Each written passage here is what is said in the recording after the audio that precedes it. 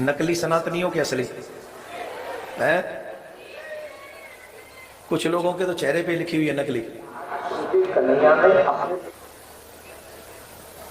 सनातनी असली बनो, प्योर बनो।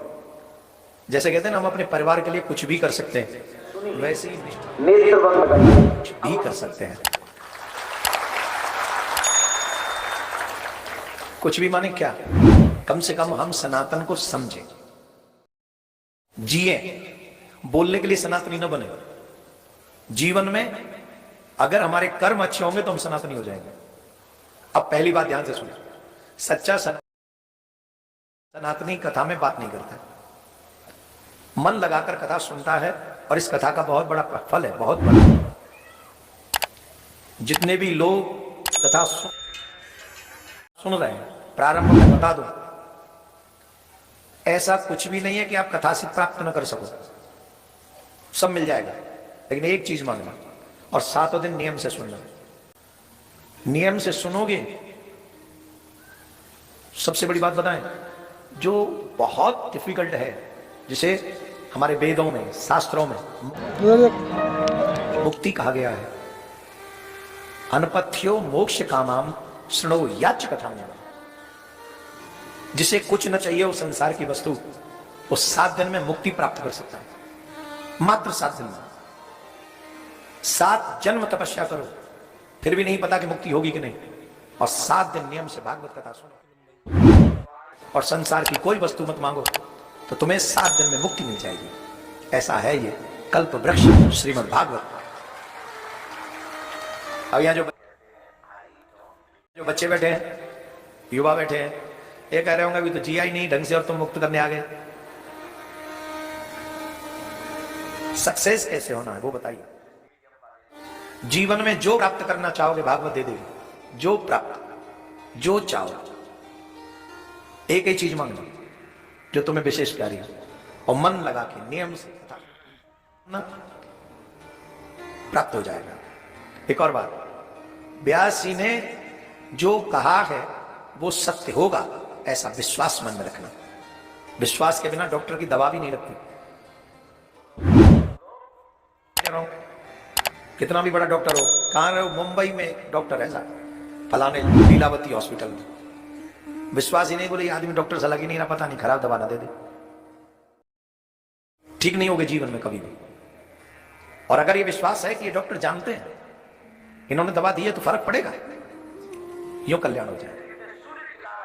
आप इस बात को, क्योंकि ये वाक्य मेरा नहीं है, दरिद्र क्षय रोगी निर्भाग्य पाप कर्मवान अनपथ्यो मोक्ष कामाम शृणो याच कथाम इमाम। It's not my word, it's not my thinking, it's not my way. Ved Vyas ji Maharaj ने भागवत में इसको लिखा है।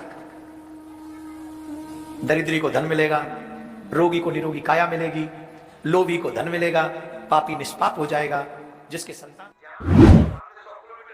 उसे संतान की प्राप्ति होगी, और जिसे कुछ नहीं चाहिए उसे मोक्ष की प्राप्ति होगी। परीक्षित को मोक्ष मिला भागवत सुनने के बाद। परीक्षित को भागवत सुनने के बाद ही मोक्ष मिला। अब माता बहनों से एक बात, बुरा नहीं मानना, कहें कि नहीं, ए मोबाइल फोन, कहें कि नहीं कहें? हाँ कह दे। घर से क्या कह के आए? कथा में जा रहे हैं, और यहां फिर से लगे हुए हैं व्हाट्सएप पे, फेसबुक पे। कहां हो? यहां आ जाओ, ये तई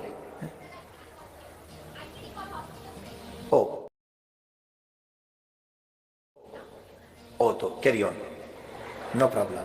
हाँ, फिर भी बहुत बड़ा काम छोड़ के भी यहाँ आए हैं कथा सुनने, ये भी कोई छोटी बात तो नहीं, इट्स अ बिग थिंग। लेकिन अब भगवान को छोड़ दो फिर जो छोड़ना है। एक निवेदन मेरा आप सभी से, माता बहनों से कुछ कह रहा था, कहूं बुरा ना मानो तो कहूं? फर्स्ट यू प्रॉमिस मी, बुरा नहीं मानोगे। मानो भी तो 23 तारीख के बाद मानना। अगर आज मान गई तो कथा छूट जाएगी। बताएं कि नहीं? जितनी भी माताएं बहन खोलकर बैठी हैं, वो केस बांध ले, वो क्लेचर व्लेचर क्या होता है वो बांध ले। नहीं, मैं इसमें ताली क्यों बजा रहा हूं?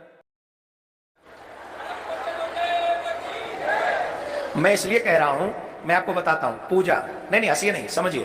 पूजा पूजा, भोजन, मंदिर में कोई भी अर्चना, वंदना कभी भी केस खोल के नहीं करनी चाहिए। आप कथा सुनो भी केस खोल के और आपको इसका फल न मिले तो आपका जो फेथ है वो कम होगा भगवान पे, और गलती मेरी है और दोष मैं भगवान को दे दूंगा। इसलिए मैं ये चाहता हूं कि माता बहन जो भी केस खोल के बैठी हैं बांध ले, और सो स्वीट कईयों ने बांध लिया, उसके लिए थैंक यू सो मच आप सभी।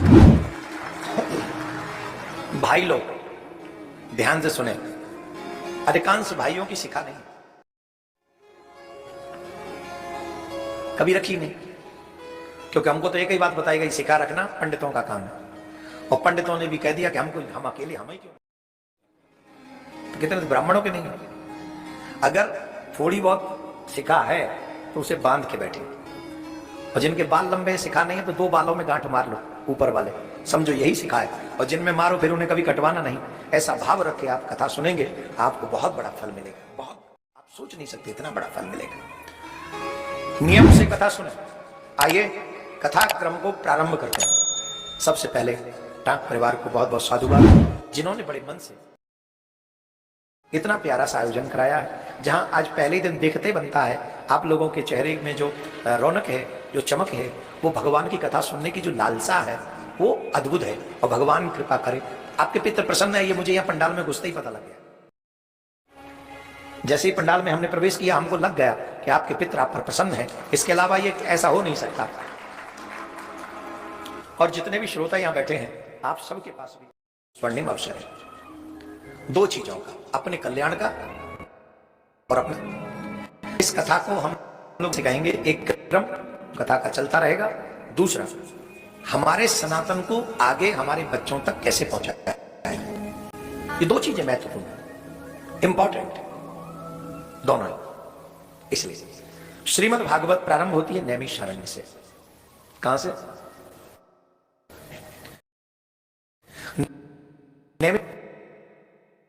श्रीवाग महामतिम। नैमिषारण्य में 88,000 सौनकादिक ऋषि विराजमान है, और वहां चिंतन कर रहे हैं, चर्चा चल रही है, न मिटने वाला।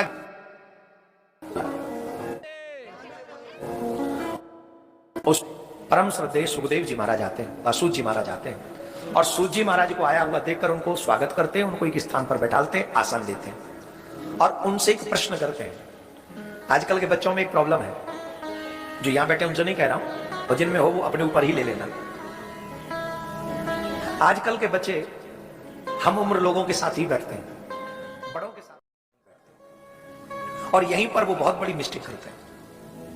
आप अगर हम उम्र लोगों के साथ बैठेंगे तो उनको उतना ही एक्सपीरियंस है जितना तुम्हें है, वो एक्स्ट्रा तुम्हें कुछ नहीं दे सकता, उम्र से पहला अनुभव तुम्हें नहीं दे पाएगा।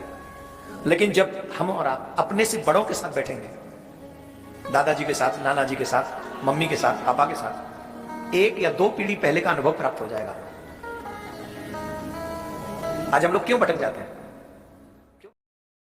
हम खुद भटके हुए और भटके हुए लोगों का संग करते हैं, सुधरने का चांस ही नहीं। सुधरने का चांस तो हमसे आगे वाली पीढ़ी देगी, जो हमसे पहले आई है, और उनका संग अगर हम करेंगे, कोई माँ बाप अपने बच्चों को बिगड़ने नहीं देगा।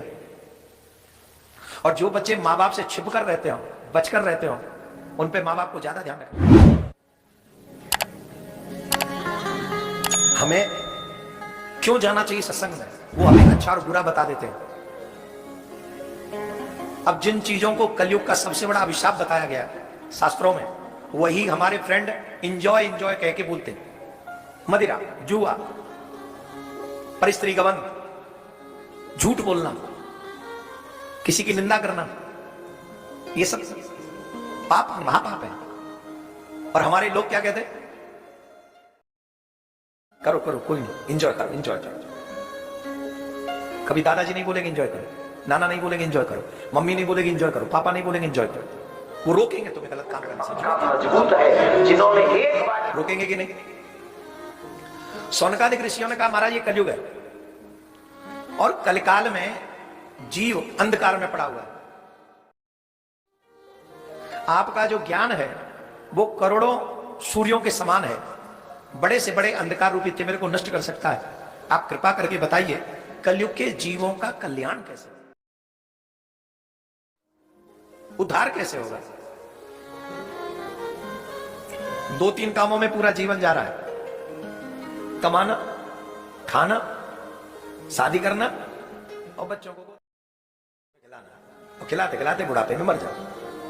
बताओ 5वां कोई काम है? और पढ़ने के नाम पे तो मुझे एक और बात याद आ रही, पढ़ाते माँ बाप, कमाते हैं बच्चे, लेकिन कमाते कहां हैं? देश में। जवाब दो, जोर से बोलो। थोड़ा सा अच्छा पढ़ जाए, चाहे इंजीनियर हो या डॉक्टर, वो देश में नहीं रहेगा। तो कम पढ़ी होंगी आप। थोड़ा बहुत अच्छा बच्चा पढ़ जाए और विदेशी ऑफर आ जाए तो सबसे पहले विदेश भागेंगे। मैं अपने युवाओं से एक निवेदन इस बात से भी करना चाहूंगा, अगर तुम्हारे माँ बाप ने इस मिट्टी में मेहनत करके तुम्हें पढ़ाने लायक कमाया है, तो प्रयास करना कि इसी देश में जीवन भर रहकर इसी देश के लिए काम किया जाए। अपने देश को आगे बढ़ाए ना, अपने देश को आगे बढ़ाए। बोलो राधे राधे। धीरे बोल रहे हो, जोर से बोलना पड़ेगा। ये देखो, जब तुम्हारा जोश बढ़ जाएगा तो आनंद भी बढ़ जाएगा। उन्होंने कहा महाराज